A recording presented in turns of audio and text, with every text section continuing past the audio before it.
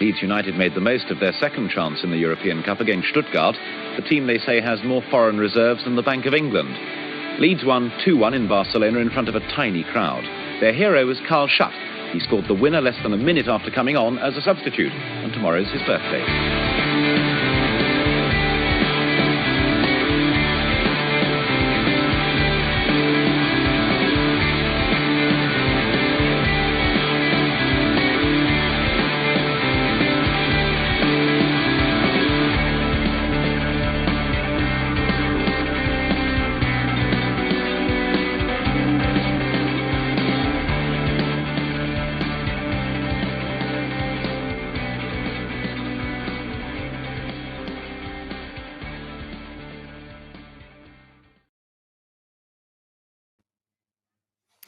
Hello, good evening, and welcome to episode 177 of the Talking Shutt podcast. Delighted to say I'm here this evening with Ben. Hey, yo. How you doing? Yeah, good. Good. Yeah, very good, man. Yeah. Very good. Yeah, bit hectic, bit rushed, but I'm good. Yeah, good. made it on time. Made it just, and I'm joined by Mike. How are you, Mike? I'm grand. Yeah, all the better for seeing you, mate. Yeah, all the Glad better for you're getting here, mate, on time, which is Yeah. a pleasure. Obviously, tonight we're live on YouTube and Facebook. If you're on any of them platforms, please share the stream to your socials, all that type of stuff, and get more people watching it. If you're on YouTube as well, we're very close to 1,000 subscribers. We're about 10 off. So just click the subscribe button now so you don't miss out. Because what we have realized from looking at analytics, lots of people watch it, but not many subscribe. So make sure you subscribe because thousands of golden It's not an ticket. hard thing to do. Yeah. You just like Click scroll down subscribe. a little bit and just press Yeah. subscribe. Yeah. So yeah, get amongst it. And obviously, if you're on Facebook, go over and join the All Leeds Aren't We Facebook group run by Jay Patel, the very biggest Facebook group on the old Facebook. For Simon all your Reeves Leeds says stuff. sound bang on tonight. Thanks, man. You do sound Thanks, been bang trying on. hard. Bang Anyway, on. we're here obviously with our great sponsors, the guys, the Athletic and the Terrace. Really about them guys a little bit later on. But we're coming from a very gloating spot. 'Cause me and Mike personally went down to Peaky Blinder country. Not really, that's Yeah. Birmingham, but went down to Green Street and personally snatched 3 points from the West Ham scumbags. Stratford Olympic. Stratford Olympic Stadium, Yeah. Clarets. You know when you Yeah. text Friday night, you text and you said I've got 2 spares, Yeah, and like I was like 50-50. yeah. Ben I wanted to turned it go, but then I down. thought I don't want to go all the way down there and just get beat. Genuinely, mate. I've been to a few away games. I'm not a super away fan or all like that, but I've been to a few away games, and that's right up there. One of my favourite Yeah. away games. Oh, for it definite. felt so good. Didn't It was brilliant. It- yeah. yeah. I'm glad that it happened the way it happened. To be fair, Yeah. Yeah, we'll get into the the finer details of the game in a minute, but yeah, it was an enjoyable experience, Mike, in Oh, total, wasn't it? I mean, yeah. I picked Mike up at about quarter to Quarter to 8. Scare it was quarter to early 8, on, yeah. so- that were another thing putting me off the the early start. Yeah, the early start. It's that problem Yeah. with being a former military man. I have to be everywhere 2 hours before it starts, but it paid dividends in the end, didn't it? Because Yeah. when we got around the Stratford Olympic Stadium, it took us 35 minutes to do 1 mile. Yeah. And some Nice. passengers had to do Yeah. wheeze in bushes Sir- and sir- by the motorway. Certain passengers had to jump out and have a wee, just as the traffic, funnily enough, cleared. That's like a given on an away day, though, isn't it? Oh, it was Yeah. beautiful. I remember 2 of my mates. We got stuck on either Birmingham. I think it must have been Birmingham. And 2 of my mates were like on M6, just like we got to stop here and have This- a week in traffic. If you've had a similar experience, why don't you write in? Yeah, tell us your piss experience. Yeah, Spanish Tizer Chronicles. We could Yeah, do like a Spanish new, Tizer, yeah. a new segment of this show. So yeah, obviously we got down to the Stratford Olympic Stadium. I'll be honest, from the outside looking, it's quite a decent stadium, but it's just not a football stadium. It's shit for football, to be really honest. Anyway, I was down in Yeah. the lower tier near to the goal, just in missile chucking distance from the West Ham fans, which was fun. And Mike and our Always a other, good place to be. Mike and our other passenger were in the Yeah. upper tier, Yeah. in the upper echelon. But Yeah. anyway, getting into the game then. Obviously we'd played reasonably well in the cup without really testing them massively, without really laying a glove on. No attacking focal point. Yeah, we were struggling for an attacking Yeah. focal point. And I'll be honest, when we got down, and Michael will be my witness for this, I said, I fancy us today. Oh yeah. But then I saw the team come on, I saw Dan James through the middle, and I didn't fancy us quite as much. But Not quite, but then you look at their 2 centre backs, and I thought if Dan James gets the run of them, Yeah. then he's gonna get That's that. the- Like That's that the could thing, work. though. That's the thing that he rarely makes that run in between centre backs. Yeah, I mean, I don't know about you guys, but there were times when I was crying out for him to just make a run. You know. do you know something? I thought I thought he did a reasonably well job he put to himself play about. there because let's be honest, it's like landing at Giants. Yeah. Diop and Dawson are two big dudes, but I'm going to stick my neck out here and I'm going to agree with a West Ham fan. Diop is the worst excuse for a footballer I have ever seen. He genuinely looked like a lad who'd won a red letter day. Yeah, he was awful. And that's where the Dan James thing worked in that Dan James pressed him and he was just all over the place, wasn't he? Yeah, he were. So let's give a quick my opinion of the game. 10 minutes. The first 10 minutes, we took control of the game. We harried them, we pressed them. When we got it, we used it. We got into good areas. You know what it were a bit like when we played Stoke that first Bielsa game? Yeah. It was like that freshness again. Yeah, everything was very similar to that, I think. Yeah, I'd agree. But we always come out strong against West Ham. I think 3 out of 4 times or 3 out of 5 times now we've scored first, haven't we? Yeah. And we always come out strong against them. And I said to Ben earlier, it's just about maintaining that pressure. And I think that was the biggest thing about it. When they scored, you think, oh, we're going to drop off, but we kept the pressure up the whole game. And I think that's the thing. We've always come out strong against West Ham. You know, they're not quick starters. No. Harrison's first goal. Refresh my memory because it's completely gone out my head. I remember the second goal because it went in at back stick and went in. It's a ball over the top past Cresswell. I think it's from Raf. Yeah, Raf does really well to sort of maneuver himself past Cresswell, get the ball. Yeah. Gets to the byline, cuts it back. I'm with you. Klitsch has a shot. I'm back in the game. I think so, yeah. Yeah. Keeper saves it. It goes to Forshaw, sort of the left-hand side post, cuts it back to Harrison, and then he puts it in the other sort of. He's got Harrison's right-hand side. Because, again, I know I'm mocking Mike for being up in the gods, but because I was quite low down, the first half was quite difficult to see what were going off at the other end a lot of the time because you get the tangle of bodies running across and all that type of stuff. So, yeah, it was a bit difficult first half to see, actually, our attacking prowess. But pretty much a perfect start. Like, you can't. If you wanted a start in a football game of Leeds United, that's, especially on we played well against a decent side who were doing well. Yeah. 10 minutes in, we score. Yeah. You're not complaining. It's everything you want. I mean, who is it that said, it might have been one of our guests that said, I don't care what happens. I just want us to score. Just give the away fans something where we can take control of the stadium, which, to be honest, wasn't difficult because it's a stadium full of vloggers and wide boys. To put it lightly. Who like to pelt Lucas at you. And like to all wear pot. I still can't figure out how that Lucas got into the ground because we got patted down, all that carry on beforehand, and then when we scored our third, across came whistling half a bottle of Lucasade, which my son thought was hilarious. Who throws half hilarious? A bottle? Yeah, there it come whistling over. It didn't actually hit anybody. I just hope it was Lucasade in the bottle. To be fair, I never actually saw the Lucasade bottle. It was my son who saw it. I saw it when it had impacted to wherever it was going. But anyway, obviously, I think Bowen's goal from a set piece is actually what West Ham are good at.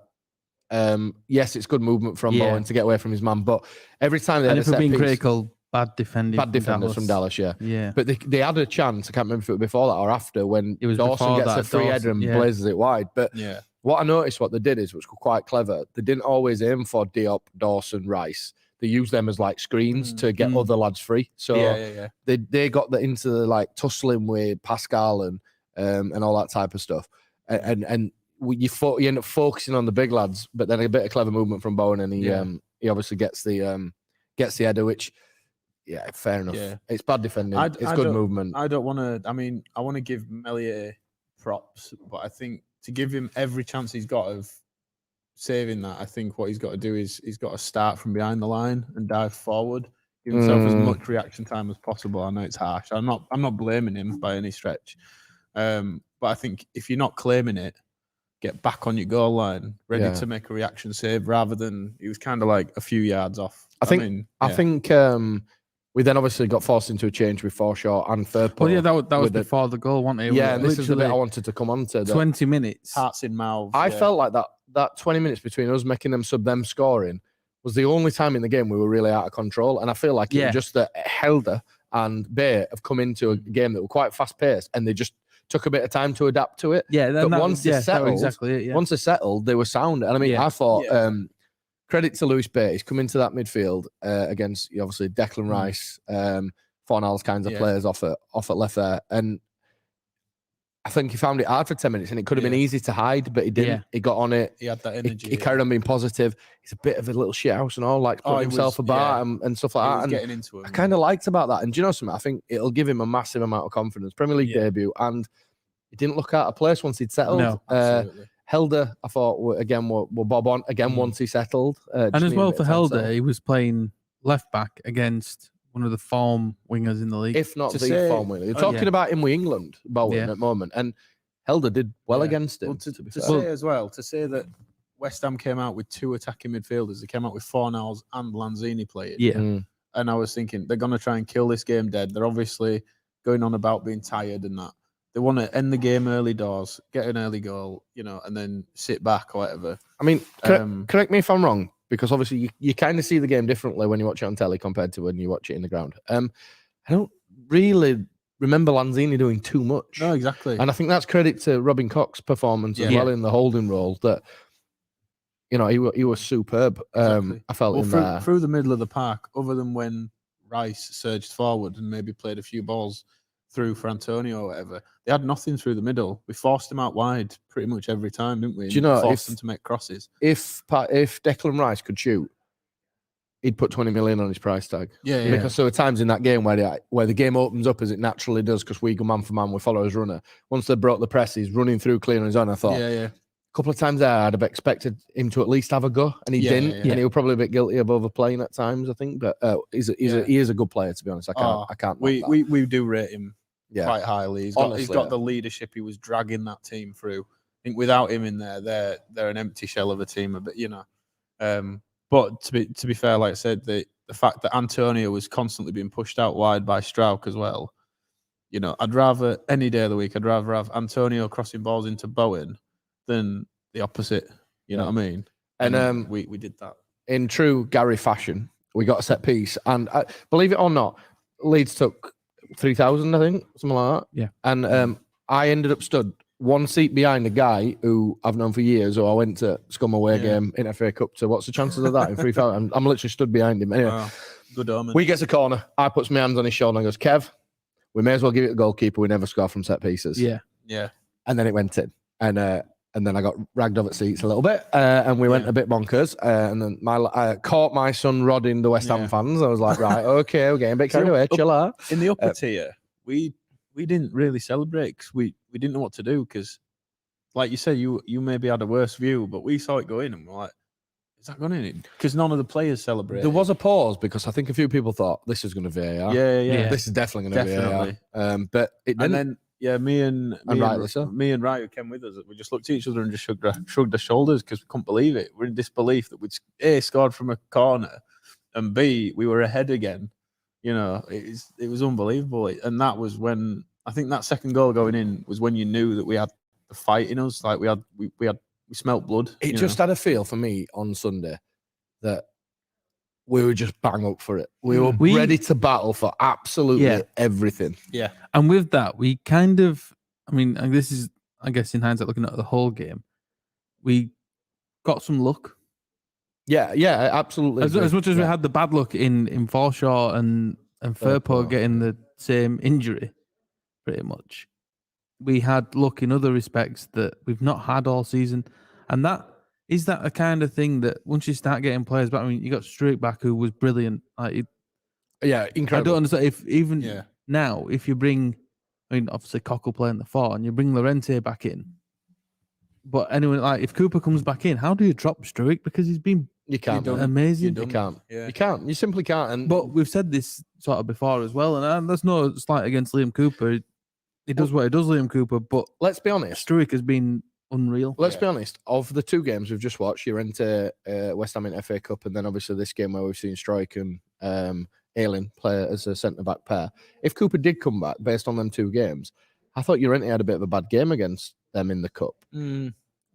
I thought he struggled with Antonio a little bit. Maybe he did, but he's also playing. And this isn't. I'm not slagging a child. Essentially an embryo playing his debut, and you're gonna have to take on a bit more than you sort of would normally, whereas you can leave some to Struick if you're playing with Struick, sort of thing. Yeah. But you know, like we talked about this last week, in that championship season, there were a point when we were like going, God, we're a bit thin on ground for centre backs. Yeah. Now look at us, we've got an absolute glut of good quality centre backs that we're now having to have this discussion about. Well, who plays? Yeah. And I thought that Robin Koch on Sunday, for me, I've never really been very comfortable with him in that Oldham role. I know he's played it there for Freiburg and he's played for Germany in that Oldham role, but I've always kind of felt like he was a little bit limited, as in his passing isn't quite there. He's obviously, but I thought Sunday he was an outlet. He made the tackles he needed to play. He played it simple. I thought he was good. I thought he was excellent. Granted that we played with Ayling and Struick, but do you think someone like that, like Koch going in there, it suits him better when he's got some good defenders behind him? I mean, think of the Man United game, that first game of the season they played there, didn't he? Yeah, and we got overrun as a team, but I think, was Llorente playing then, or had he just come back into that? I can't remember. I don't think he played, did it? Went it Strike and Cooper? Yeah, maybe so. And Cooper, it just having the control of the game that Strike had, does that suit Koch more to be doing more that a four needs to be doing? And probably. It all sort of intertwines, doesn't it? But do you know what I liked about Koch on Sunday? West Ham tried to press his eye at times, and we typically tried to play out like we normally do. Yeah. And he did that thing that Calvin does really well, where he lets them press and then he'll drop deep to give an out. Yeah. Which moves players around, which gives us an out, and he did it really well. And sometimes he's been guilty of trying to do that, and his pass hasn't been great, but I thought he was top class on Sunday. Yeah. So it comes to half time. Again, I speaks to Kevin and my lad and goes, they're going to come at us. But you want to talk about the Dan James miss? Right. So at the time, again, because I was quite low down, it looked bad, but I didn't realise quite how bad. Yeah. But I've watched it back now, and Raf's ball's good. It's his first touch that kills him. It's not really the shot. It's not really the shot. His first touch stifles his ability to get out of his feet, and then he kind of snatches at the shot. So again, I think you saw there why he is not an eye. Yeah. I was saying to Ben earlier, he's a left-footed player, isn't he? And it's on his right. Just let it run across your body. Don't stop at your right. Just let it run across your body, and either use your pace to go around the keeper or curl it round him with your stronger foot. Yeah. I don't know what. Like, it's just obviously a confidence thing. I think he panicked. I think that first touch he panicked a bit and thought, I just need to get a shot off here, but it was woeful. But you'll go in at half time. And that again, as we said, that sort of comes with he's playing striker because we have no other strikers. He's not a striker. Yeah, true. Oh, he's far more effective confidence when he came out wide. Yeah, playing wide and stuff like that. When he plays in his position with other players playing in their position, he maybe takes that a lot easier. Yeah. Before we get on to the halftime talk, what has Jared Bowen got against Leeds? I don't understand the shushing and pointing to his shirt. Yeah. As far as I'm aware, from what I remember, right in front of it. From what I remember, he got no shit more than anybody else that particular game or the week before. Yeah. So I don't understand. It's like a battle to be relevant that I'll wind the Leeds fans up and then go and blow kisses to the Green Street extras in the. Is it just a Hull thing? It might be, mate. Yeah, it might possibly be a Hull thing. He's not from Hull. Or Liam Bay were there for a bit, and they're just like. Or they just hate Leeds. Or could it be that could have done that at us? Or could it be that when he were leaving Hull and he wanted to move to Leeds and we didn't chase that? So maybe so. Because we were linked to him a little bit, weren't we? I was listening to the Square Ball earlier, and they said something about they've put a sign up on the Welcome to Hull. Oh no! It's something that mentions about being better than Leeds. Oh, trouble. So that says a lot to it for me. Like that's the mentality of people from Hull, and maybe he's just spent a lot of time there and he hates Leeds. Possibly, mate. Yeah. Plus, it's the score. He does like to score against us. Yeah. To be honest, I know obviously he scores and he has that chance right at the very death, but he didn't do too much in that game, and I think that's credit to us. To be honest, a lovely bit of instant karma as well. Yes. Yeah. So anyway, halftime comes. I says to my lad and Kev, who stood in front of me. Kev will feature heavily in this podcast. Obviously, I couldn't speak to Mike and our other passenger because they were up in the gods. And I said, they'll come at us for 10 minutes, stay solid for 10 minutes, and we can play his way back into the game. Well, that went to shit pretty much straight away as we concede again through Fornals. At the time, from far too easy for him. From where I was, again, it's the other side of the pitch, so I couldn't quite see. But obviously they've scored, and I've watched it back. And at first, I was a bit like, I think Dallas loses 4-0 there. But do you know what? Actually, sometimes you scroll down up and go, it's a good bit of play in the score. Yeah. And you 2-2, and you think, I'll take 2-2. I'm thinking that. I'll take 2-2. You know, I'll go away and I'll be quite happy with that. But credit again to lads, didn't go inside themselves, just carried on playing. And Jack Harrison's third hat-trick goal. So that's right in front of us. I mean, the first thing is, who's expecting a hat-trick from Jack Harrison? If that third goal is a world-class finish. Yeah. Because in real time, about from where I am to the bar away from it, the whole movement was it class. just delays enough for Fabianski to commit himself and then just lifts it over him. And then But the whole thing, like Raf moving inside, he plays the ball through. The ball through was just perfect in that Fabianski didn't really know what to do. That gave him that thought set, a few like seconds of thinking to say, do I go for this or not? And by the time he's had to think about that, Harrison's in. It's wide open. And that creates the sort of. Well, the thing is, it's still a good finish as well. Yeah, it's a real finish. It's a striker's finish from a winger. Yeah, you know what I mean. And I wonder if, obviously we're expecting Manford back against Newcastle, but it raises the question for me: why not play Harrison through the middle? I don't buy that. We've seen him there before, and I'm all for strikers in striker positions and wingers in wingers positions. I'm not even funny, but if you can score an hat-trick from out wide, there's no reason to put him at 9. He can score hat-tricks from out wide. Yeah. I get that hair off me, Mike. Is that the best performance Jack Harrison's had in a Leeds United shirt? I think it would be easy to jump. No! It would be easy to jump the gun and say yes because he scored an hat-trick. No. But not because of that. Not just because of that. Because of how he defended as well. Yeah, he helped. Because Helder's playing left, like we just said, left back against one of the form wingers of the league. But Harrison does that tracking back and doing that work so well. He's used to doing it with Firpo, isn't he? To be fair. And he gets forward and contributes 3 goals in this game. Yeah, it's right up there, mate. Definitely. Yeah. To be honest, we said it can't coming back. I personally had Click as man at match, but you can't not give it to someone who's got a hat-trick. I thought Click was outrageous on Sunday. Not for his how can I say this? How I mean it. Well, not for his impact of what he did with the ball. It was his off the ball running that created so much space for us. And then when he did get it, he played in tight areas, and he was quite happy to get it. And he did that diagonal running that just opens the pitch up for us so well on Sunday. He did so many things on Sunday that he's not done all season. And then that could be, I guess we've all been critical of Harrison at times. And like the main thing was get the crossing early, And I think the previous game might have been the Newcastle. No, we haven't played them yet. The Burnley game.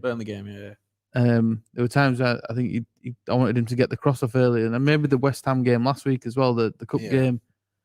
And that's when he's at best, but he's best wide because he sticks wide. And when he sticks wide and he gets that out ball, that switch ball, which he brings down, and then his problem is always after that. Yeah. And once he's got the foot, like if he gets an early ball in, that's always been good.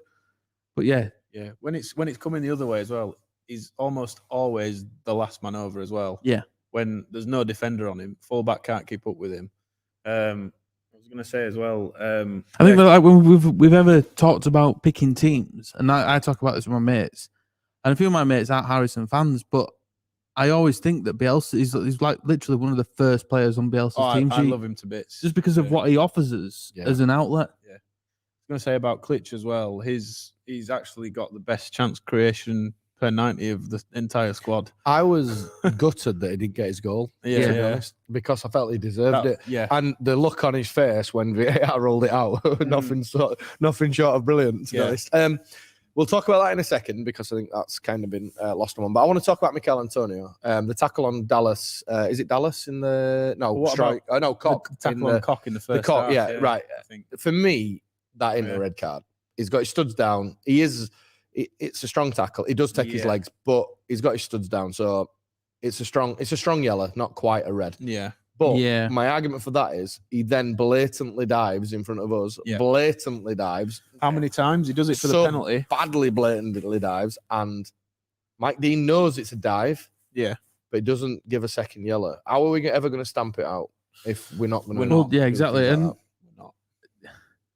I don't want to sound like I'm crying the tail, but like, is a referee going to send off the... I mean, you look at West Ham, he's their only striker. He's raved about. He's done well. He's scored some goals and whatever. But it's like he is untouchable. And the thing is, Mike Dean doesn't give it because it's a penalty. If he does it outside the box, he gives it. Yeah. For me, you know what I mean? Right. And that's the thing. I'm not going to act like Mike Dean's seeding through his lies. It's just literally just because it's a penalty. As much as it absolutely pains me to say it, I didn't think Mike Dean were bad on Sunday, to be No. honest. But I think that was because the game was played at such an intensity that he didn't really have decisions to make, to be honest, apart from them two. And the I thought linesman, on the other hand, he got one right and one wrong. The linesman on our side, fuck me. There was one point where the ball blatantly is our throw-in, and he waits for Mike Dean to look at him and then gives it the other way. And you're like, I'm sorry, I don't get that. Refresh my memory, guys. Was there a corner as well that took ages for Mike Dean to give? There was one. Finally gives it as a goal kick. Yeah, exactly that. Yeah. So it could have been our corner and he'd give it as a goal kick. Yeah, pretty much. Jason Taylor says it right. 14 stone blown over by a feather. I think 14's been generous. I think he's probably a bit better than 14 stone. I think I'm walking around at 14 stone 4 and he's massive compared to me. He is Antonio, a unit. to be fair. He's a big old boy. Raf's free kick. Let's talk about that. I'm really pleased to report that there weren't many phones filming it where I was stood anyway. So I was overjoyed with that. Not in the way end. Yeah, there were quite a few Green Street extras filming it. No, they were It was one of those. Though. He put the ball down, and I thought he's scoring here. Yeah, I did. I did. We all thought that. Just how it looked and the patience and And he's literally an inch away from scoring because it's the full face of the post. It's not. I said to Michael, where is it? That is an inch to the left. It's in the post and going in. Yeah, exactly. Yeah, so fair play to him. And it'd been a brilliant goal as well. And well deserved as well. So I'll take that. Obviously, they get one ruled out for offside. Yarmolenko. For the offside down the other end, which was hilarious. Another bit of instant karma. The Green Street massive near me went berserk and started again. Abusing. I heard the word muggy cunt more times on Sunday than I've ever heard in my entire life. There was one gentleman not too far away from me, and I couldn't help but be drawn to watching him. And I don't think he watched any of the game at all. He was just literally just staring, giving verbals to a Leeds fan. We had that as well. I'll be honest, it's up near us. I found it very strange, to be honest, because all right, there's normally a bit of verbals go off between, but people still take in the game. But there was a group of them who had no intention of taking in the game at all. They just wanted verbals with Leeds fans, which never let football spoil the day at the football. We had one. Well, there was a guy who got taken out by coppers. Mate, the hilarious thing about the guy getting taken out with the coppers was while the coppers had got him trussed up and they were waiting for some more coppers to come and help remove him, a Leeds fan leant over and had a selfie with him. And fair play to the West Ham fan, he joined in and laughed about it, even though 2 minutes before they were trying to rip each other's windpipes out there. Quite funny. More on the Met later. Yeah, more on the Met at half-time in a moment. Yeah, that was, in my opinion, totally unnecessary. So yeah, all in all, I thought, and to be honest, it's upset me a little bit post because I heard Ian Wright on Match of the Day 2 saying that if West Ham had gone up a gear, they should have beat us. He also said that West Ham fans weren't leaving, even though they were empty. When they were leaving at 75 minutes. Yeah, and I think maybe there's a shout to say that West Ham weren't as good as they could be. But my argument is they weren't as good as they could be because we didn't let them be as good as I'm not buying into this. The tired and Souček were missing and this and this. No, Leeds were just the better side on Sunday and absolutely deserved the 3 points, in my opinion. It weren't because West Brom were below par. It's because we were better than them. How about West Ham? At West Ham, even. Yeah, them. At Hawthorns there. We were just better than them. And it's almost West Brom are as much West Ham as West Ham. And the problem we've got at the moment is all this rhetoric around tiredness and too many games. And Thomas Tuchel crying and Klopp crying and Rangnick crying. He's only been here 2 minutes crying already. And we've heard Moyes crying and all the time. So it's beginning to spread. It's beginning to be like this. It's beginning to be its own pandemic where people now are buying into the rhetoric that, if they lose to a lesser team, it's because they're tired. Because they played in midweek, they're tired. But isn't that what it's all about? You exactly. have your squads and teams have bigger squads than we do. I mean, you didn't hear Bielsa. We went to Chelsea away. I mean, there were a lot of things about what West Ham had to do. They had to play Leeds. They went to Norwich. They played Norwich at home. They played 3 home games in a row. Yeah.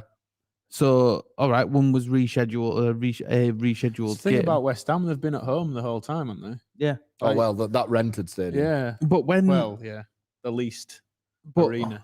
Our worst week of the season, we lost to Chelsea. All right, we should have maybe won that game. We then went to the champions and champions-elect, who are one of the best teams in the world, with the players that we had out and played Man City. Yeah. and then played Arsenal after that with the same problems again. Yep. Against a team of cheats. There's Granit Xhaka. Allegedly. Match, Allegedly. spot fixing. Allegedly. Is it alleged? Yes, at the moment it's very much alleged because Well. he hasn't mentioned a name yet, but allegedly. Allegedly. Well, Allegedly. we'll see. Allegedly, I reckon my stance is if he's been spot fixing, then we should get 3-0 win. We should be European champions again as well. Yeah. We got cheated out of that as well. Yeah, Right. well, We'll see how his punishment lines up with Jordan Stevens. Yeah. Way back in there. We'll see how it lines up. So yeah, I'm quite upset by some of the rhetoric after that. It's because they were tired that they didn't get a game. I thought we played. And then better again, that's just the Premier League, isn't it? It's all rhetoric. It's all these story. It's all Sky Sports. It's all, Sky Sports don't. Which I was surprised actually that Laura Woods is a good pundit. I think she's very good. And a good journalist. Very good. She did a bit sort of 50-50 for me. She did ask a question. I can't remember what the question was, but it was a good tactical question. I think Bielsa was sort of like, "Oh, that's quite good." That. Oh yeah, because he likes that. Yeah, yeah. Marcelo. Yeah. But then she went on to transfers, and it's all this Sky Sports News, right? The same shit, Mate, hours on hours and hours. Clickbait, it's all these. Essentially, it's like Love Island for football, like all these dramas and stuff like that, and they never talk about football and what teams are doing. Yeah, they get on these little sort of dramas and they hype it up, and then they can never see past the results, can they? They never go into. I think it's really honourable that Sky have now started getting content creators on, like ourselves, although we've not been invited yet. We wouldn't do it anyway because we're men of principles. But check Ben's article out on BBC Sports website. But anyway, defund the BBC. Yeah, defund the BBC. Apart from I'm joking. I'm all for the BBC in the right ways, especially sport coverage. But they had two content creators on this morning. They were discussing it, and I was sat eating my breakfast with my lad, and I've not watched Sky Sports News in ages. It's because I get up and Judd puts it on. He's up before me and he's got it on. Yeah. And I could have, do you know, if I'd have walked in and he'd have paused it and said, "Right, Dad, what are they going to talk about?" I would have said, tiredness. Yeah. Players COVID cancellations because of X, Y, and Z. And that's exactly what they talked about for the best part of 25 minutes. And I thought, this is just the same shit over and over again. And it's just further creates this rhetoric that suddenly players are tired. Suddenly, all of a sudden, we're tired. It's bollocks. It's absolute bollocks. It's like footballers have never had to play 3 games in a week before. Yeah. Anyway. Ridiculous. Have you heard of the Championship? Yeah. Well, what it were him, Dyche, weren't it? Who's also spoiled himself in the last couple of days by asking for Burnley game to be cancelled despite fielding a 23 side and selling some players. But anyway, that's another story. We could go on about this all night. Well, I think we probably will later. We will do later. But he said, hold on. It's going to go against him, though. The very best sports care, health and well-being, all that type of stuff doesn't tally with what we're getting reported upon constantly over and over and over again. Yeah, and over it's again. Also the Premier League's being shithoused just for not being tough on teams. You know what I mean? Yeah. It's pathetic. Let's talk a little bit about the goings on at halftime.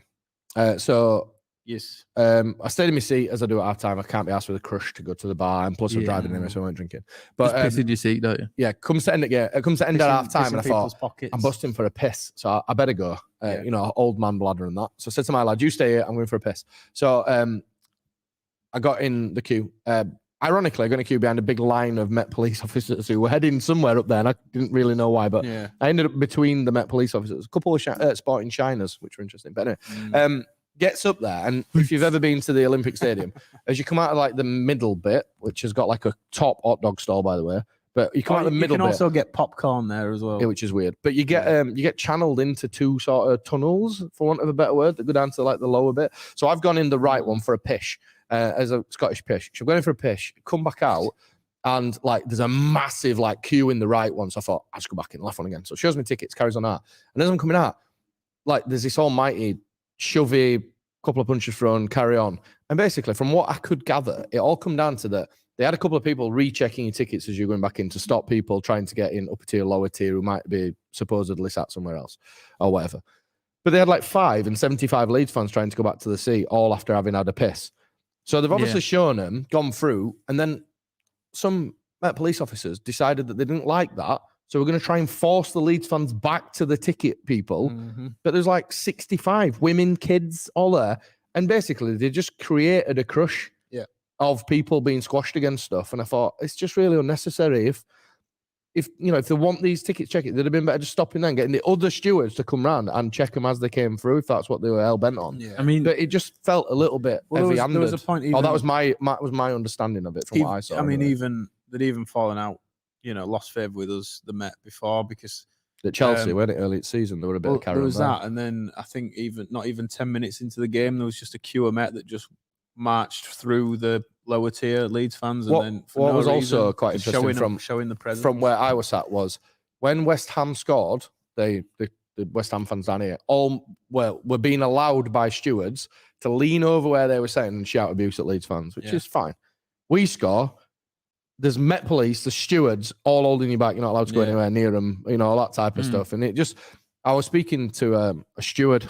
I didn't catch his name. And I said, mate, are they always like this? And he went, yeah, literally whoever come, they're like that, no matter what. They're quite brash and heavy-handed. And that's my opinion of what it appeared to be. I don't know who'll know this, but we had a fella basically knocked out up in the upper tier of the away end. And we all presumed it was a heart attack, so we're all pointing for the stewards to get them, to come up, pointing to the Met, whoever. I think a few people on Twitter presumed it were an heart attack as well. Yeah. Well, I was only a few rows back, and you automatically assume the worst, and there was no action taken from the stewards at all. No rush, and hands in pockets. I think that sums up. Shoulders. Yeah. Eventually, it did get seen to, and it turned out he just knocked himself out. But... Celebrating. Yeah. Oh, nice. Hope he's all right, by the way. You don't know that. Yeah. Could be concussions. No, yeah. Be all, And you'd expect people who are there for your safety are there to look after your safety, understand safety. But even, I mean, I guess we could go on to, which something I was going to speak about the other week, the COVID situation at Ellen Road, where you got to go through. So I don't remember now who's in the disabled seat, and there's the double gates sort of at the northwest corner. Yeah. Who nobody now, because of COVID, nobody now is allowed through them gates. So what they have to do is walk over gravel, have disabled people in wheelchairs, people who are not so good on the feet, having to stand and queue to go through the COVID things in the COP, where you've got groups of lads and whatever trying to get through, and it just doesn't make any sense at all. But all you get is no. Yeah. And there's no... And it happens, I see a lot at the football. There's just no common sense in what they do. Yeah. It's just like they've been told, nobody goes through here. And no one's thought, well, this is the disabled access bit. Yeah. And it's the same when you go away. It's like, there's no... The best way to treat football fans is to not, obviously they've got to be policed. But if you don't really know the police are there, you don't really get a lot of trouble. Yeah. And that's a lot of times when I've been away, then there's been times it's kicked off and you've been like, well, police were like that all the way up here. They were shuffling us like cattle and stuff like that. And you start getting like that. And then people start getting annoyed and stuff like that. And then you get it kicking off. Yeah. And you go to other away games where it's like, police are walking up with you, they're having a chat, having a say, everything all right, and then stuff like that. And you don't get any trouble at all. Yeah. I have to say, down at West Ham, we were good as gold. Yeah. We were good as gold. Honestly, there was a chance. I mean, but let's not beat around the bush. We're Leeds United and stuff does happen. Yeah. And it's Leeds United. It comes with the territory. I'm not going to denounce it or all like that. It's just Leeds United. That's how it is. But most of the people are not going to cause any trouble. But if you treat football fans like they're going to cause trouble, you're going to get trouble. Yeah. I have to say, 95% of the stewards were sound. You went for a piss. Can I get your ticket, mate? Yeah, sound. No worries. Let yourself through. All that. Again, it's the minority. And probably a part of that thing that comes with us as Leeds United, that reputation probably dictates. And it was always but it shouldn't the be same like places that, as well. Yeah, exactly. Like you knew if you went to Sheffield Wednesday, you were getting shot at police. Yeah, strange. And to be honest, they should know better from the past. Yeah.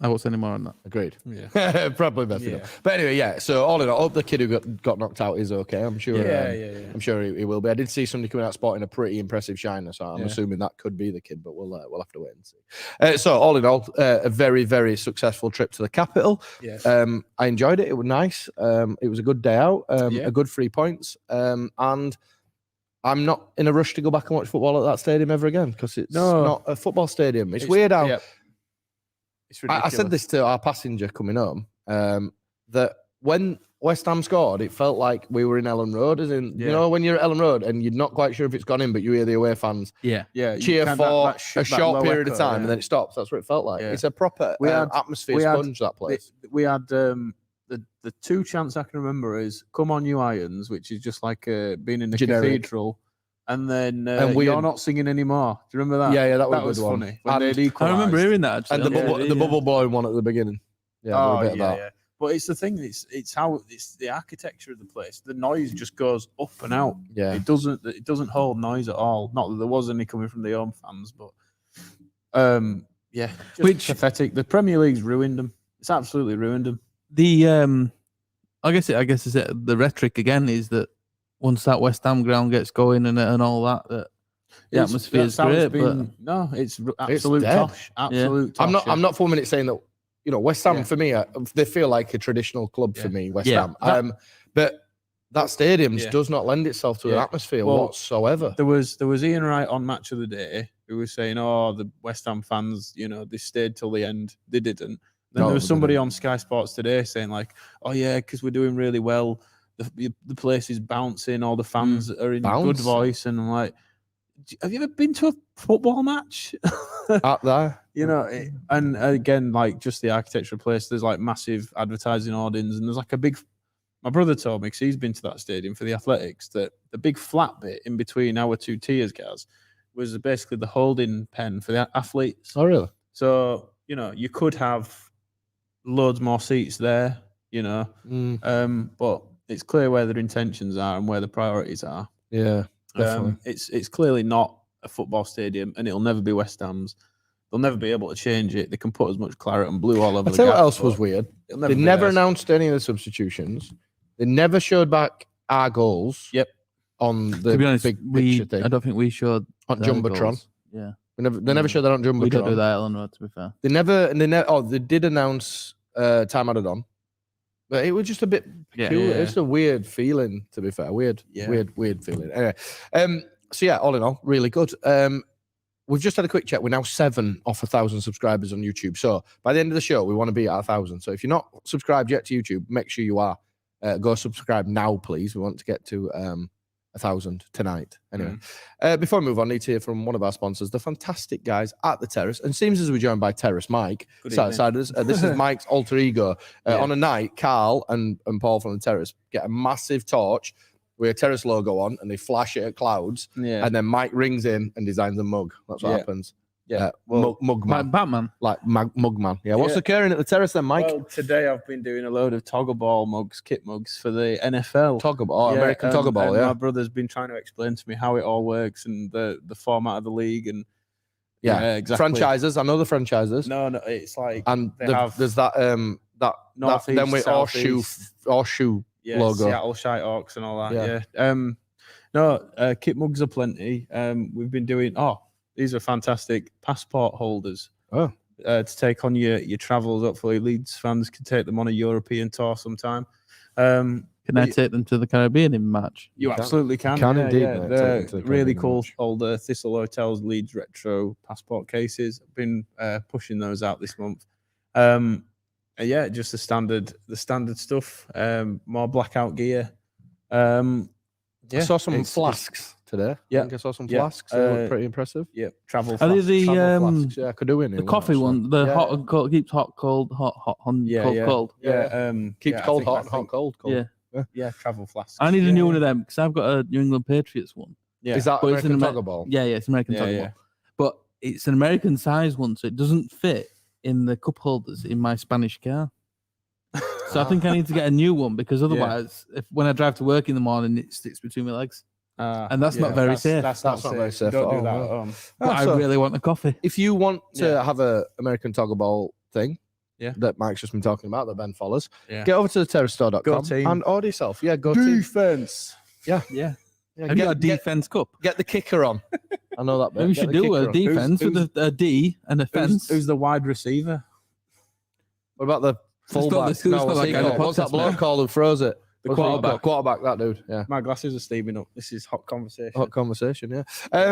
Right then, that segues us perfectly across to the latest discussion around transfers and our American brother, Brenda Harrison, who's going to join us from RB Salzburg. Is going to join us. I'm going confident. I'm going confident. Yeah. Brenda Harrison, 21-year-old central midfielder, 10 winger. I watched a lot of interviews with him last night, and he said that when he started out, he was a right winger, but since he went, no way, dude. Since he went to RB Salzburg with, don't talk about Leipzig. He started playing him through the middle, and he likes that position because it gives him free rein to basically do Kevin what Aronson. He wants. Other news about him: he's got 10 goals and 12 assists in all competitions since signing for Salzburg from Philadelphia Union last January. I spoke to a individual in America last night, and he said that he's an excellent player, probably the pick of the United States men's national team at the moment. So that's more so than Pulisic, who they absolutely they idolize. absolutely love him. But it is funny how they're going about him. He seems to fit, doesn't he? Let's get into it a little bit. If we look at the statistics, I know he was called out in the YEP article on players who would fit Leeds United at the moment. He seems to fit there. He's the age that we like, around 21. I'm thinking Cantwell, but with great age. Yeah, good age, man. Great age. I'm thinking Cantwell with ambition, with a sort of sense of humility, less ego, passion, less ego, and actually the appearances in the Champions League to back it up. So with the way that transfers work nowadays, a lot of the time deals and stuff are agreed kind of beforehand. So, you know, we will offer this package. Everything's kind of done sort of with the player, and then it's like, around, we need to pay this club a lot of money. So I think from that we can probably deduce that Mr. Aronson would like to come to Leeds. He's happy with whatever's on offer. It's just a case of now negotiating with RB Salzburg. The latest article today from the Express was that they don't want to do business because they want to have a right good go against Bayern Munich in the knockout stages. That translated over to me as give us some more money than 15 million. Yeah, as what I. They're not beating. They're not beating Bayern Munich. They're just not. No. So I've got a question. How much do you think the Jean-Kevin Augustin deal plays with it being the Red Bull enterprise? Yeah. Honestly, absolutely nothing. Yeah.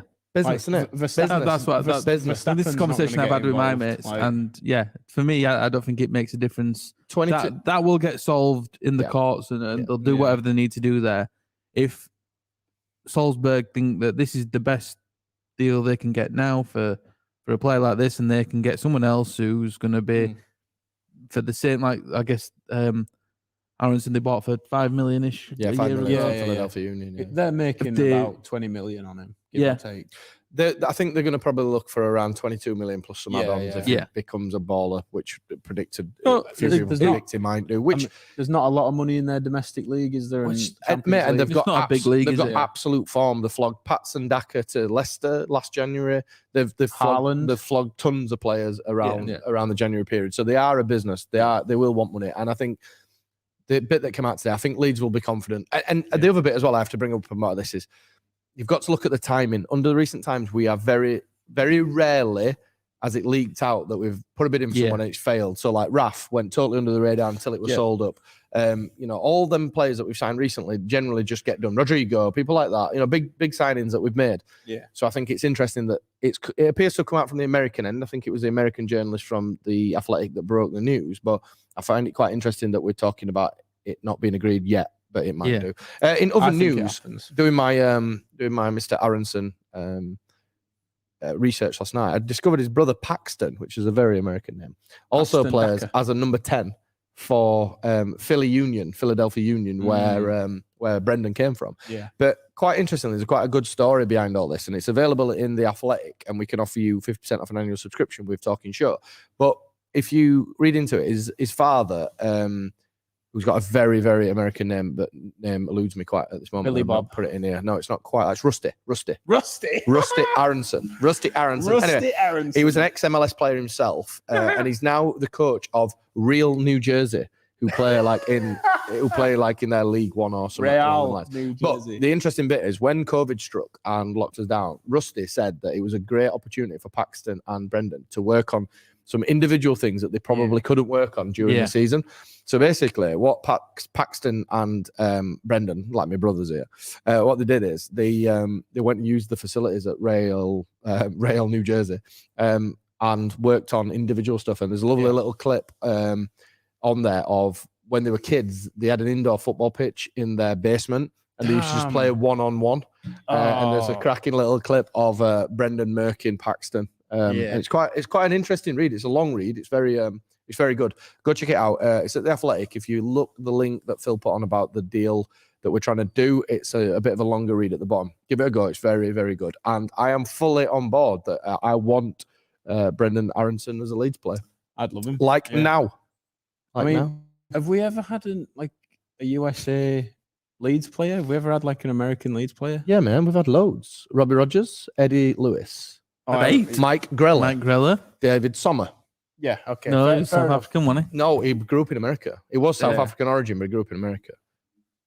Our old friend LUFC Stats did a thing on it earlier on Twitter. Just an apology to Rusty Smith, who's in the comments. Hey, leave it out, mate. Not slagging Rusty, but it's a very American name. Rusty. So at the moment, Leeds talking about submitting another offer to RB Salzburg. But in your guts, lads, we don't do this very well, do we? In terms of getting deals over the line. Do you think we do the deal? Just back on the American thing. LFC Stats said they are Eric Lehigh 7. Well, yeah, they're on the screen. Yeah, you can read them. Yeah. Jamal Johnson, Eric Lehigh, Golbit Ariibi, Paul Rachubka, Eddie Lewis, Mike Grella, Robbie Rogers, and Sommer. I'm classing 8. Me, Sommer grew up in America. Yeah, we're 8. So I'm good anyway. Very nice. Yeah. In other news, Steve, just a bit. I love Leeds fans. This for me, transfer time. Twitter is an absolute goldmine because everybody's tracking planes. We're stalking Instagram pages. And one thing I did notice from stalking Instagram pages last night is that Brendan is a San Francisco 49ers fan. And his missus, whose name's elude me, follows Leeds United. Which you'd imagine is a strange link. She's a footballer herself as well, by the way. She plays the game herself from what I've seen. So all in all, hand on heart, Ben, do you think that one happens? Brendan Aronson, number 10 from RB Salzburg. I think if one is going to happen, that seems the most likely one right now. Yeah, it appears to be our top target, doesn't it? Mike, do you think it happens? 99.9%. Yeah. So just off the back of Brendan Aronson being announced as a target, David Anderson from the Mirror, I think, also reported of a bid for a second unnamed player has gone in as well, but he obviously didn't name who it were, and there were no other clues to that. But since that, there's been reports today from other places that we're only in for Aronson at the moment, and he's our top target. However, an exclusive, Talking Shutt exclusive, not really, it's plastered all over Twitter, but we'll go here. Listener of the show, Rehan Gulama Hussein, has just spotted Victor Orta in Munich Airport. Yeah. And he said, I'm here on business. It's all over Twitter. Have a look at it. We've just shared it. He tagged us in it. Didn't Bayern Munich on Rafinha? Oh, a swap deal. Who's that there? Yeah. What? Your car's not parked down there, is it? No. There's an almighty fire just down there. Damn. Anyway. Oh, there is, yeah. In other news, yes, he did one. Is that what the fire engine's for then? Possibly, yeah. He did one, Rafinha, but the reports coming out today is that Raf's going to sign a new deal, so that's pretty much... to be honest, if it were my car, that's a great idea. Like, I'm happy with that. It's pretty much rubbed out as that. Jason Knight's been linked from Derby, but a lot by Leeds fans and the fact that Derby are looking like they're about to go out of business at some point. Jed Spence was also deemed as being linked. However, he has already played for 2 clubs. So the likelihood of us signing him is quite slim because I think he wouldn't be able to play. So yeah, that's sort of the transfer news at the moment. Mike's gone for a wee, which he does quite often now between bits of the episode, which is like not very professional. Not very professional. He's 8:30 wee. I thought it would have been a child looking for this fire, but yeah, he's not been a child, but it's a pretty impressive fire, whatever is on fire down there. So yeah, we'll have to. You're the expert. We'll have to wait and see. Yes, indeed. Moving on then. Leeds United coming up this Saturday against Newcastle old age retirement home / Burnley / Oil. Yeah. We need something a bit more snappy, but we'll work with that. Big the game, Burnley Magpies. big game, really down at the bottom end. We're currently 9 points clear of relegation. They're still in and around it somewhere. If we win, are we like safe from relegation? I think we're in a healthy position now. I think we're in an extremely strong position if we beat them. Yeah. On the Saturday coming up. Obviously they've signed Kieran Trippier. There's linked with Diego, the lad from Sevilla, the centre back. Diego Gonzalez, is it? Diego Gonzalez? Maybe. But there's been a spanner put in the works about that because they've said another unnamed Premier League club are also interested in him, so he might not get to. It's not us because we don't need a centre back. It's got Villa written all over it. Ming's replacement. Well, yeah, you want to replace Mings because he's shit. Yeah, he's a poor footballer. Not as bad as Diop at West Ham, but he's Good poor. point. But, Maybe it's West Ham. We've got to be confident going into this game, I think, off the back of that such a good performance against West Ham. And Newcastle still are struggling despite signing Chris Wood and Kieran Trippier. I mean, I caught bits of them. It wasn't a very good stream, to be honest. But I caught bits of them playing Watford on Saturday. They were struggling. It was an awful game. Yeah. But to be honest, there are times where they were doing well, but then they got to the end of the game and they were worried to win.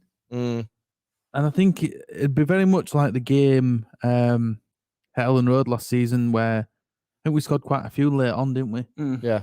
And I think it might be a bit like that it's going to be cagey for a bit, and they're going to be set up well, and they're going to hump it up to Chris Wood, and they're going to get St. Maximin around him, and it's they're going to they'll be very much like the Burnley game, I think. Yeah, possibly. Like but if they had Maxwell Cornet on from the beginning, because he did cause a few problems. Yeah. But yeah, and I think they're very similar, Cornet and St. Maximin. I agree, though, on Facebook with Ben Tillotson.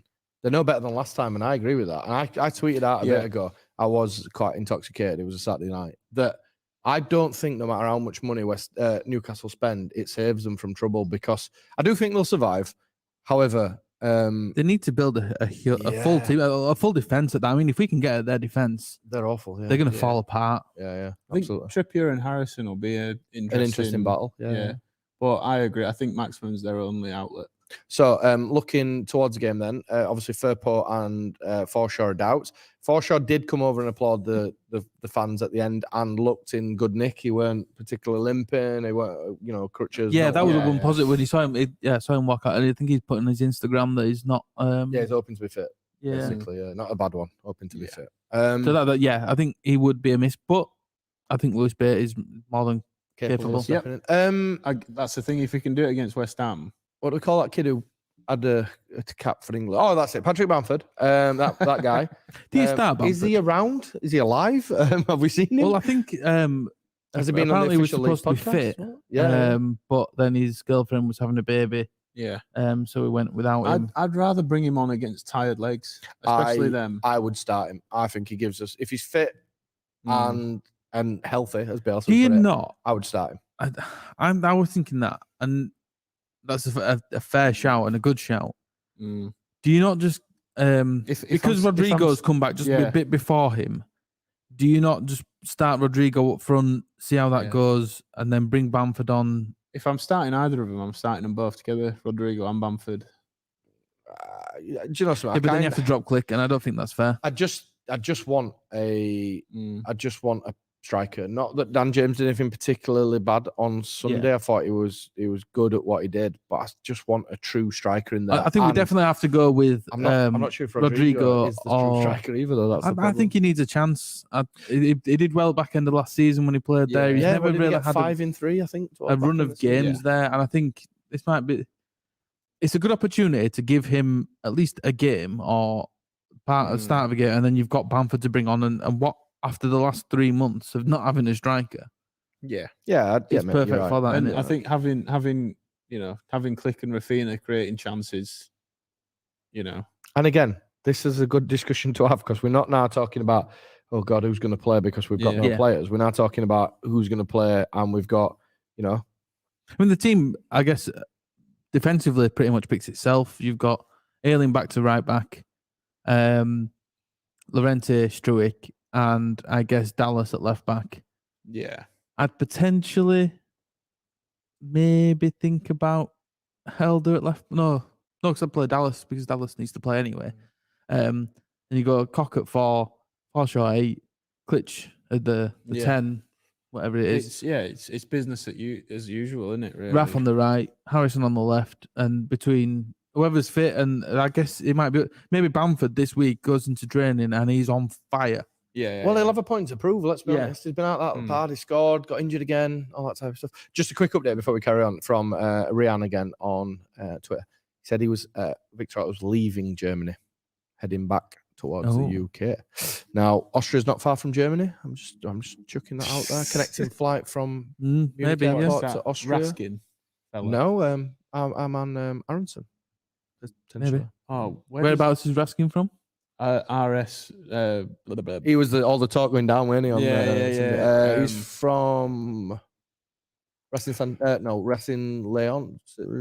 RS. Yeah, I remember the initials from the badge. Belgian team, anyway. Yeah. Oh yes, it's well away from there, isn't it? Standard Liège. Yeah. Standard Liège. Sorry. That's RS. RS Turbo. Yeah. So yeah, we'll have to wait and see for the lineup. But again, it's good. Good discussion. So this is how Leeds fans work. Steve A on YouTube, hot off the press, 144 kilometers from Munich to Salzburg. So you'd imagine that is a connecting flight quite easily.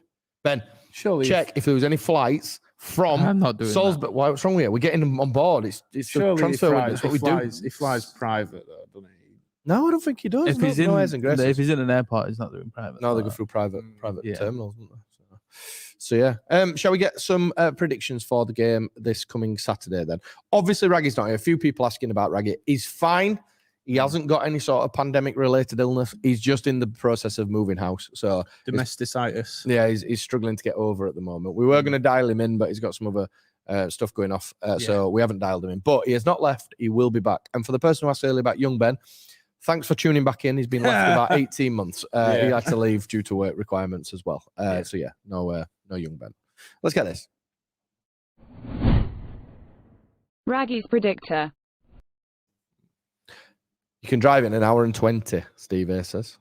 Drive it in an hour and 20 to Salzburg from Munich. Interesting. Right, ring Europe car at Brian Munich Airport and ask if Dave Auto booked a car. That's auto car. If and went down the Autobahn. If he booked a car, what car would Victor Auto drive? Chucklemobile. Say it, Leon. Just like yours. I'm going to be Mine's on fire. I had a Leon before. It's on fire. He's getting a lot bigger. Wayne Jones. There are flights from Munich to Salzburg. I've used one. That's it. God. That's it. Well, let's announce him. That's it. We've done it. What car does he drive, Mike? What car does Victor Auto drive? I could see him getting quite angry in a smart car, like angry, like some out of Mario Kart, that type of thing. What does he drive? I've seen him hop out of a car outside Elland Road before, and I can't remember what it was. Put in the comments what you think the car that Victor Auto drives, and I will endeavour to find out what car he drives. Just an Audi R8 or something. No, he ain't driving that. Nah, not fancy that. I reckon it'd be like a 4x4 type thing. You reckon? What, like a G-Wagon, like KP? No, not that hideous thing. It's a Lamborghini. It's not hideous. Even if it is. Like a big Audi type thing. Anyway, let's get some predictions. I think from memory, we all predicted a 2-1 win last week. So we all get some points for that. We didn't get the score right, but we were close. Tight win.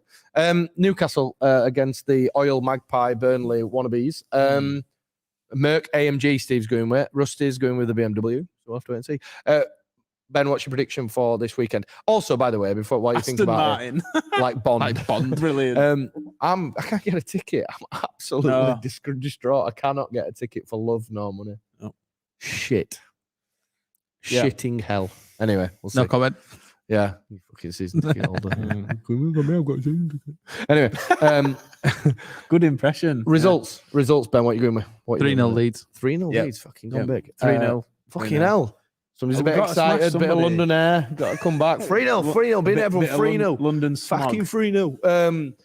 I'm going to go with 2-0. Well, I've been thinking if we're going to get 2-0. If we're going to get into the UEFA Conference League, which we could still. Yeah. We need to work down that goal difference, don't we? Yeah. Yeah. So maybe 5. Good. No, good thinking. yeah, 3-0 would be brilliant. So a couple of comments coming in on the old social media. I just want a clean sheet, to be Ben honest. Tillotson, 3-0 Leeds. Chris A says he drives a Ferrari. Biggles White says an XR3i. Jay Patel says he drives a DeLorean. And Ben Parker has gone for a 4-2 Leeds victory against Newcastle this coming weekend. If he drives a DeLorean, can he go back in time and unsign some players? Like Kevin John Augustine. Yeah. One thing that is obviously ticking by now is Newcastle not going to have any new starters in their team because simply they'll not get him registered in time. But they have to now. register him by 12 o'clock on Friday, is it? Yeah, Is so that still the tight. case? Yeah. So they've got tomorrow. Tomorrow, yeah. And they don't look like signing anyone, really, right? Link Is that to Jesse obviously- Lingard on loan was the latest one today. Yeah. There's a lot of talk on Jesse Lingard and where Jesse Lingard kind of. I'm just going to move on to Jesse Lingard, but Okay. where does he go? Like the wages he's on at Man United, is someone going to pay that for him? No, that's the problem, mate. I mean, Newcastle could pay that for him, but is Jesse Lingard going to go to Newcastle The thing long is, term? if Newcastle do pay that, they're going to open a can of worms because they're going to pay him 240 grand a week or whatever he's on at Scumchester. And then you're going to then get new signings coming in wanting matching, parity. I think they're all on that anyway, though. I think you saw that when Trippier went there. But how much is Chris Wood on now? He'll you have reckon? fucking hell, mate. He'll have gone 70, 80. I'd be surprised if it's anything less. I think Trippier's on about 200. Wow, that's just crazy. Yeah. Mate, can you imagine? His job is to be that marquee signing to get all the others Can back. you imagine if they get fed up of the plaything that is Newcastle and decide to get rid? But they've said this with like Man City. They said this with Chelsea. And I don't think that's ever going to be the case. I think they're always going to Need a player. unless the Premier League goes absolutely to shit. Yeah. They're going to be involved with it because the eyes are on it, and that's all it is. Isn't it? It's eyes on it. Yeah. Where's Saudi Arabia? Blah blah blah blah blah blah blah blah.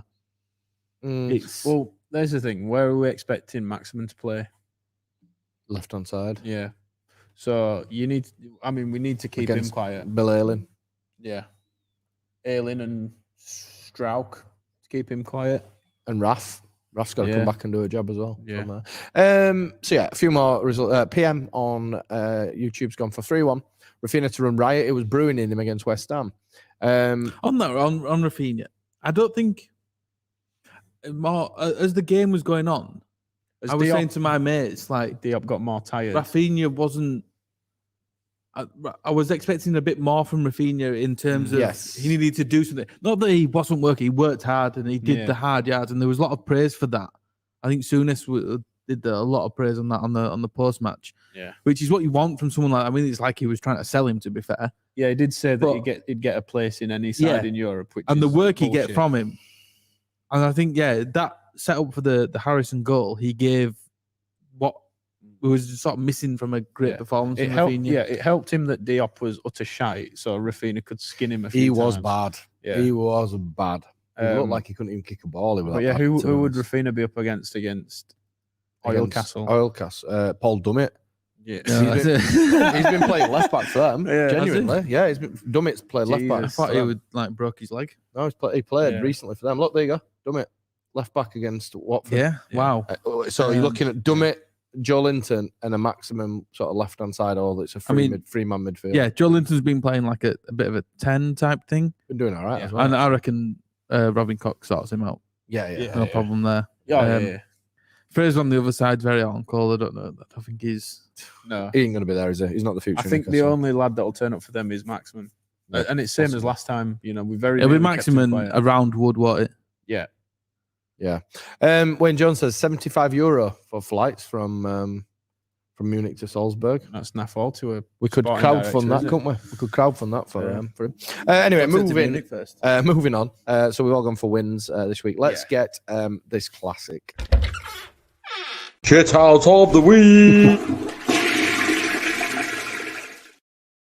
Shithouse of the week nominations. First one, the person who threw the half bottle of what suspectedly looks a bit like Luke said, but could be piss from the coat. We'll bob him in there. But I'm all up for a bit of piss throwing.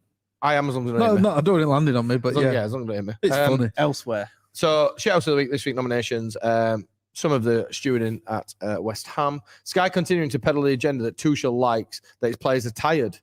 Arsenal for calling off games for COVID, despite fielding 23 sides with players in there that are worth circa 5 million. Arsenal and Burnley together. Yeah, we'll pile them together. I mean, Arsenal, it's pretty much amazing how they've got away with that. Like, how the Premier League have even allowed it to happen. And they've let three players go this week. Yeah, while selling people. Yeah. It's ridiculous. I mean, Chelsea are another one as well. Like, they're complaining about left backs. They've got 2 of them out on loan.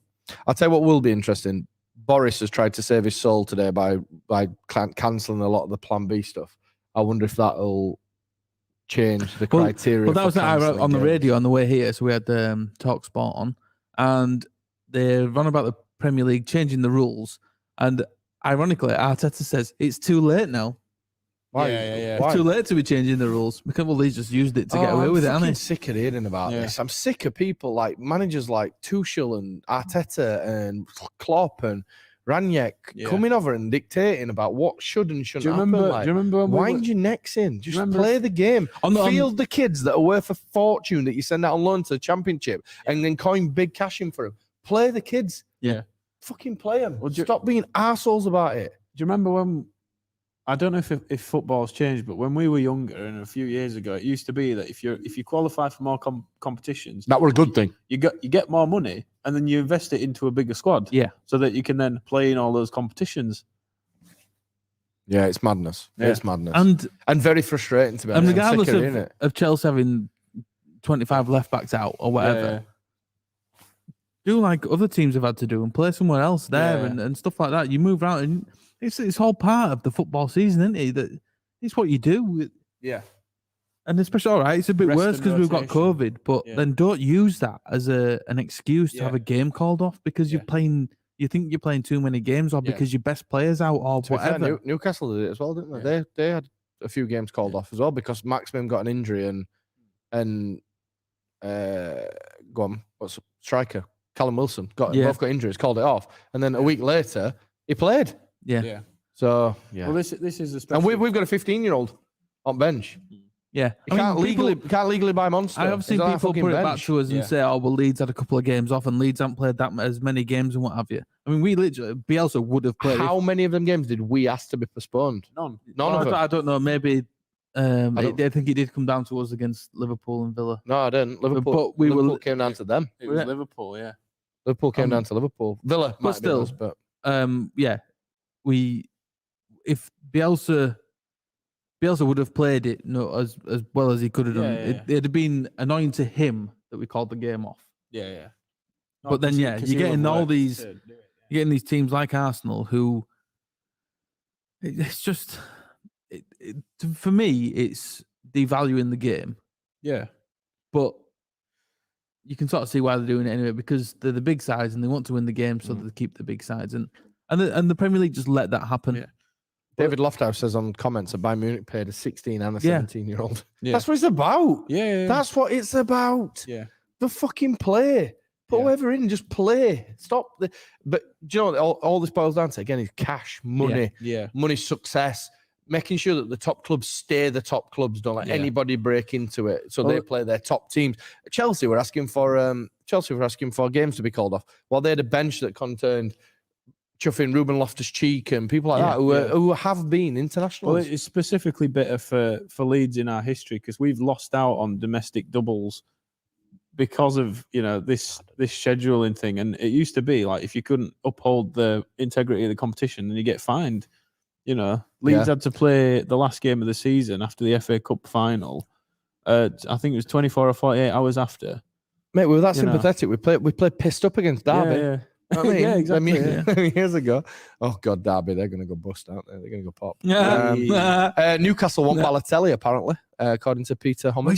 That's not a signing you want to be signing. Where's he now at the moment? He's like... Well, last time we were at Brescia with Chilino. Oh my God, that is... And you've just signed Chris Wood. You've just signed Chris Wood. And he signed Balotelli. Crazy. Anyway, we're getting shithouse at week. So, police and a steward in West Ham. Sky for continuing to peddle the agenda that Tuchel likes his players and that are tired. Arsenal and Burnley both requested games be called off despite being able to field 23 sides in individual competitions and other days. Or cheating. Cheating. Yeah, essentially I cheating. think that whole operation for me in the Premier League for not being tough on it, and actually having some. Yeah, can we switch this to the Premier League as well? Well, yeah, I'll tell you what. Yeah, let's give it the Premier League because they are part of the problem, not the cure. Yeah, When in reality, they should be the cure. Yeah, but that's what it takes in the Premier League. I mean, we'd go over it again. That all it takes is a big team to start crying about something, and something happens about it. And then there's a domino effect. Someone else doesn't. Someone else cries about it. Oh well. As long as you're not top six, it's just a thing that it's got to this point where all of a sudden we're like, Burnley are doing it. It's like, well, yeah, they're gonna try it. They're gonna try it, aren't they? Because everyone else has done it. Well, yeah, because I mean, does it actually suit Burnley to not play? I mean, I don't know what players they've got I out. don't think it does. Well, Cornet's their best player who's gone to African Cup of Nations. Chris Wood's just been sold to Newcastle. They're talking about signing Andy Carroll. Yeah, but it's going to get to a point. I mean, that's desperation. That really. But it's going to. He's a player. All right, he's had a good last couple of months. For a Burnley fan, I'd be fuming. I mean, I joked about it earlier because Matt Smith's gone to Salford. Yeah, Matt Smith was leaving Millwall. They put a thing on his post saying bye to Millwall and everything. I think he's gone to Salford. But I joked that I'd put Burnley soon and the little arrow because that would be the kind of signing you expect. Burnley absolutely, could make. Yeah. Absolutely. Yeah, it's ridiculous. So anyway. Yeah, I think just the whole. It's the Premier League. Just give it the Premier League. Let's just give it the Premier League. Some fucking balls. Some stones. Yeah, Premier League. Stop pandering to the big clubs. Some Johns. People who want to fix it. Anyway, that kind of brings us to an end of episode 177. Big thanks to. We've had good numbers tonight. Good numbers. There must have not been any football on. So good numbers. There is. Who's on? Oh, it might be on BT. Spurs, maybe Leicester. people that don't have BT. Yeah, maybe. Scum Brentford. Yeah, possibly. And Spurs Leicester. So yeah, that brings us to the end of episode 177. If you've enjoyed the show, please like and subscribe. Leave us a 5-star review on iTunes and follow us on Facebook if you're on there, and leave us a review on Facebook. And when we say leave us a review, leave us some actual wording review because apparently the algorithm then pushes us somewhere else. I don't know. Like algorithms. If you would, it's all about the algorithms. But big thanks to everybody who has tuned in and contributed. We do really, really appreciate it. If you're at the game on Saturday, like Ben, enjoy the game. Like I will. I'll be heading via South Africa. Just back on the postponed games. That's going to become a right mess. Oh yeah, because how they're going to do this, I really don't know. I spent a good. It's not break. There's a break coming up soon, isn't there? Is it like a week? We've got an international break, I think. But then there's an effort. I mean, it would be perfect for us. How funny would it be if they made them play games while they're in international? That's break? what. That's not going to happen. Yeah, but that's the only way. There is the FA Cup the week after. Yeah. So we don't sort of play for 2 weeks.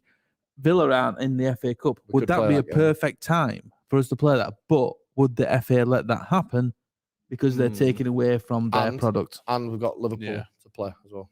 Well, that's and the Liverpool one gets even more complicated. I mean, they've got quite a few games Tuesday to replay night as or well. something like that, isn't it? Well, yeah, it's going to because there ain't any other sort of Saturdays available. No. After the Villa that was already scheduled a game that's on a Wednesday night. Yeah. There's no other night game for us, so that's fine for putting the Liverpool game in. Yeah. But then you think Liverpool in the Champions League. I guess the League Cup's not an issue anymore. They've sorted the semi-finals on that, haven't they? But yeah, I mean, they're going to have to move another game, I guess, for the League Cup final because they got through, didn't they? But yeah, the options are limited for us playing Liverpool, and then you probably get to like the end, and you think of all the other games that need replaying. Yeah, and they're all going to have to be done before the end of the season because they can't prolong the season anymore because it's as long one as it is anyway because of the Euros. And they're going to have to start next season earlier because of the World Cup. Yeah. That's going to be a shit show, by the way, at World Cup. It's going to be a shit show. No, we'll get onto that when it comes. Yeah. But yeah, we'll get onto that. And just how are they going to fit all these games in and keep people happy? I mean, they're complaining now. They're going to be playing Tuesday, Saturday for a long time. Yeah. A lot of these teams, I mean, Burnley are 5 games behind some people. Yeah. Well, we can just play all the games we can and hope it's not our problem. Yeah. But teams like Burnley, I think they're going to end up with a ridiculous fixture list. Yeah, and it'll hurt them in the long run. So and they think they're playing the game now, but it'll hurt them in the long run. Yeah, I mean, if they don't sign any people now, they've not got a huge squad or a huge squad of quality as it is. They've got their 11, which is I'd sort of kept Yeah. them up, but behind that, if they get a few injuries there, they're really struggling. Yeah. I don't think I've ever heard of any like breakthrough Burnley youth players. Maybe that lad who was at West Brom. McNeil's the last one who broke through. Yeah. Really, Because they usually just buy off us and yeah. you know. Anyway, that does bring us to the end of episode 177. Big thanks to everybody who has tuned in. Don't forget, if you want to come down on a Wednesday and watch us record, have a pint with us, please do. We're down here at Ossett United, just outside the Graham Firth Suite. And also, if you're at a loss this weekend or in the coming weekends, and you want to watch some non-league football, get down here to Ingfield and watch Ossett United down here. It's a good day out, good beer. Good atmosphere, get a fair few fans in as well, and a good standard of football. So get down here and tune in. Anyway, that's it. So it's good night from me. Good night, Benjamin. I know you're not Benjamin, are you? I've been told off by your mum before. She's Ben. In fact, I found something else about you today, but I'm not going to say it on air. I'll wait until after. And good night, Mike. Good thanks night. very much. And that's the end of that. I'll sit there. Sit there. See they.